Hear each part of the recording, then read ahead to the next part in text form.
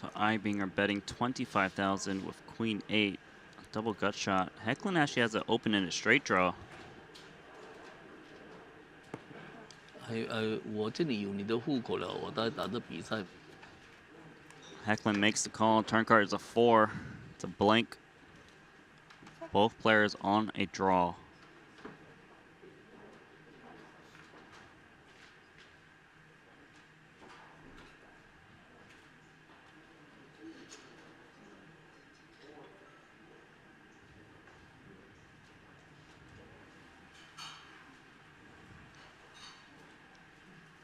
Action is on Ibinger. You might consider multi-barreling here, but just going to check it back. Doesn't think. No action on the turn. Action on the flop. Should the action on the flop have been different? And I mean this from Hecklin's perspective. When Ibinger flops a double gutter, it's a relatively range neutral board at these positions. Makes sense to c-bet. Should Hecklin be considering a check raise on this flop rather than a check call? Certainly he should be considering it, right? He's got jack high. He has a hand that can improve very strongly. And some of the cards that improve it, i.e. a 7, are action-killing cards a lot of the time. Also, a heart can come, which maybe will get us a fold if we make a play at it, but also can kill action even if we improve our hand. Like we make the straight, but it's the queen of hearts. Well, that's often going to kill action. Not in this case, but it's often going to kill action, right? Yeah. So I think it's something you should be considering. I don't know that he should really do it, though. I think he probably shouldn't be check raising on this board because he's specifically up against a button opening range, which is just wide enough that it's got a lot of calls here, I think. Yeah, it doesn't. I don't think Hecklin has a ton of fold equity. It comes back to the question of what Ibinger is really c-betting. I don't know if Ibinger is going to bet ace-jack on this flop, which is a hand you'd be targeting with a check raise, right? Or ace-queen, hands like that. He might just check back with his showdown value, hope to improve / maybe bluff catch. So if Ibinger is not betting hands like that, he's got a lot of hands that can call if we check raise as Hecklin. So I think he made the right choice by just calling. Would you agree? I think that's right. Sometimes it hurts, though, because being out of position just sets ourselves up to like really struggle to win the hand or get value when we improve. When we're out of position, check calling here. And that sucks, but sometimes there's just nothing you can do. Yeah, I agree. I mean, we could lead the turn or something. Obviously, we don't do that. We talked about that on our podcast as an option. It would be strange, but it would be interesting. It would. We obviously would likely get called at least. On Yes, the turn maybe where we raised. lead. Yeah, maybe raised. maybe. Speaking of the turn, though, Ibinger's decision on the turn is certainly more notable than Hecklin's. Even though Hecklin didn't lead, that would be an uncommon play. Should Ibinger be betting again? I like betting again for sure. Like size it up. And it was already a reasonably big sized bet on the flop, which is understandable because of the wet nature of the board. I think sizing it up even more as a percentage of the pot makes a lot of sense here. Betting 70, 75% of the pot on the turn, basically saying, I have ace 10, fold your draw. Right. Fold your hearts, fold your gut shot, whatever it is, fold your one bad pair. I've got a real hand here. Go away. Yeah, it really feels like a good time to bet as Ibinger. We are uncapped, meaning that we can have the nuts and we can have all of the really strong hands. We can have any set. We can have a straight. We can have all the overpairs, all the good tens. Yep. There's no reason we shouldn't be able to have those hands. Hecklin is a little bit more capped. I mean, he's going to sometimes slow play hands like that, but those are going to be check raises on the flop a lot of the time.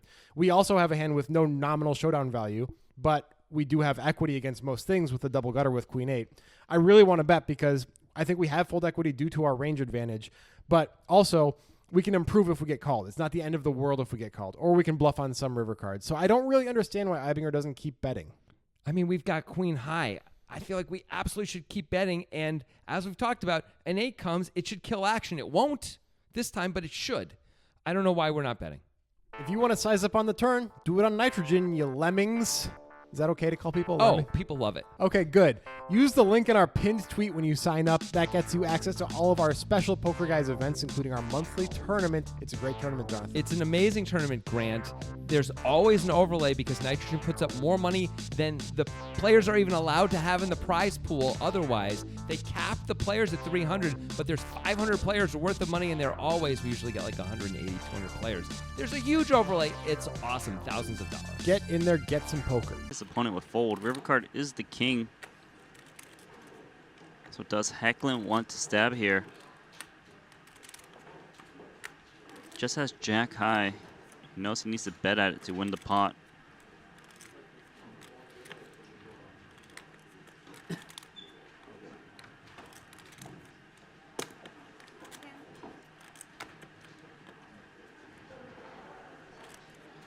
Hecklin just fires 10,000. Very, very, very small bet. Just hoping that Ibinger is unpaired.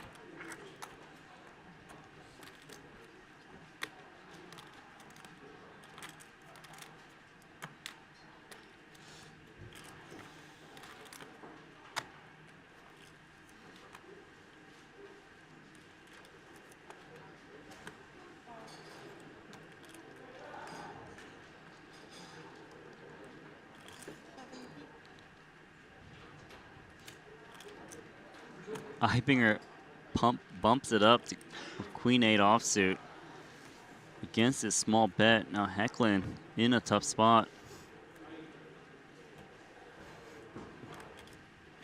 Trying to think about rebluffing.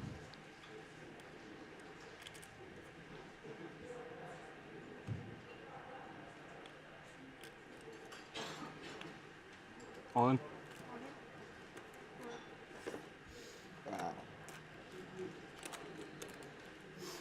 What a super sick rebluff there by Hecklin. Seeing that one. Well, that was flashy. Yeah. That was a flashy move by the Hecklin Heckler. I'm going to give him a nickname of It's a some type. Great. The name. Hecklin Heckler.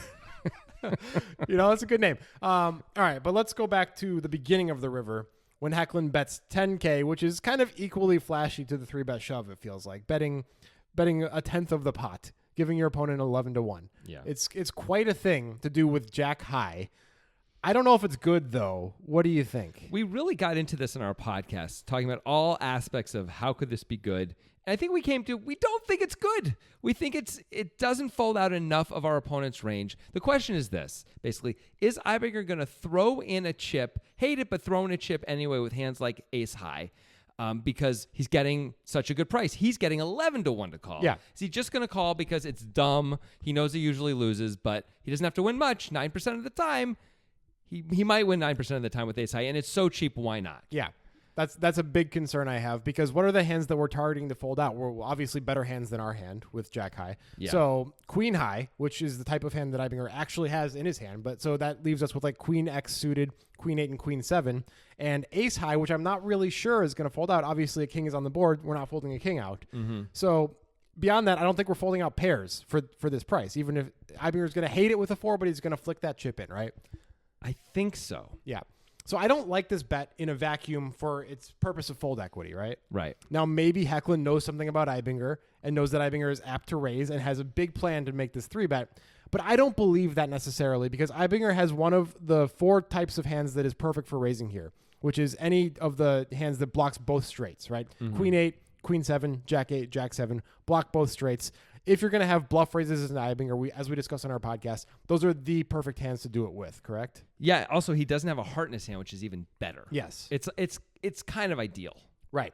So we have no problem with Ibinger's raise, right? He's just, I mean, maybe you're getting 3-bet sometimes by nutted hands, but we block the nutted hands, so we're happy with this as a selection. Mm-hmm. We can't call with Queen High, even though we would be correct and we would win. Yeah.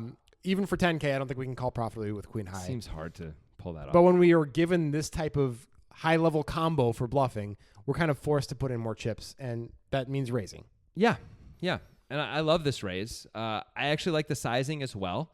This should work a lot of the time. Obviously, you would expect it's going to work against the Jack Highs of the world, almost always.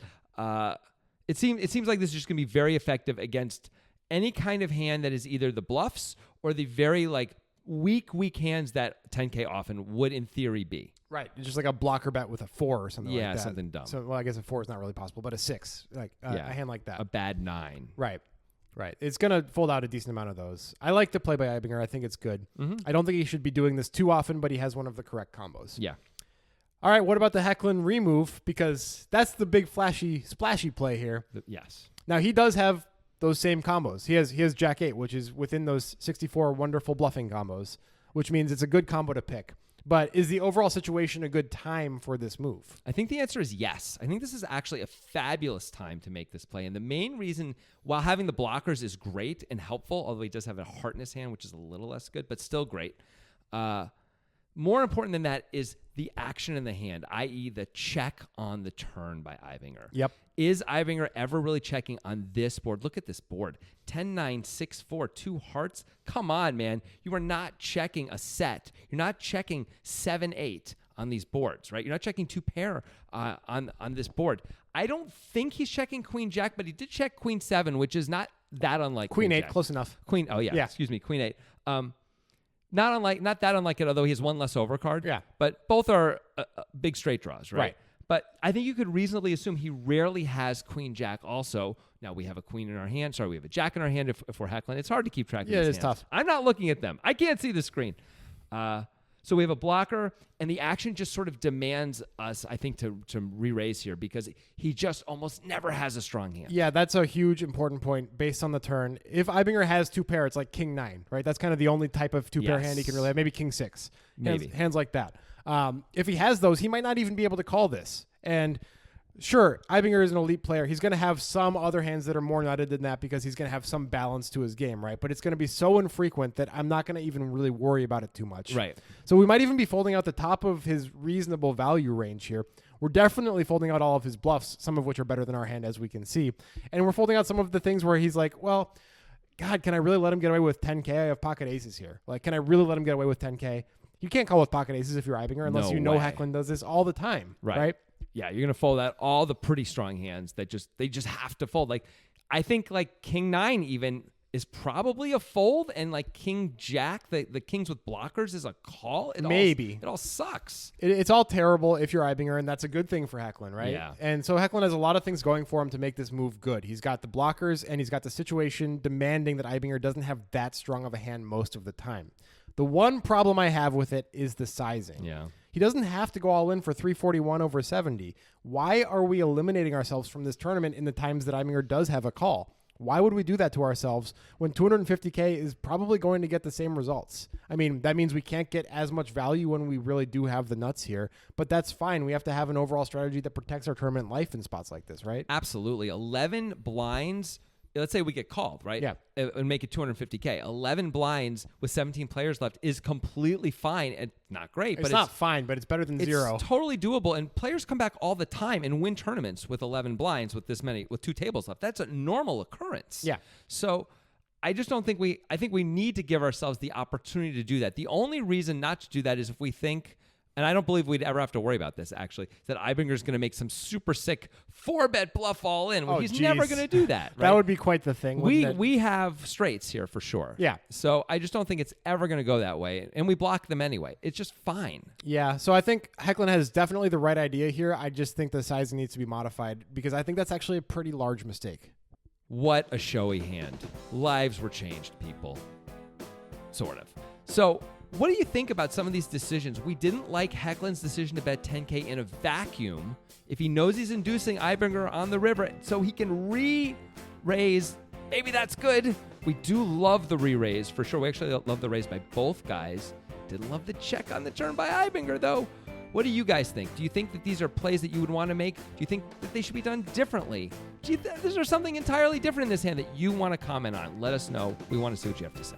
This is a complicated hand, and we certainly did not get to everything that we would want to in this video. That's what the podcast is for. Oh man, if you want a brain twister, listen to the podcast on this hand.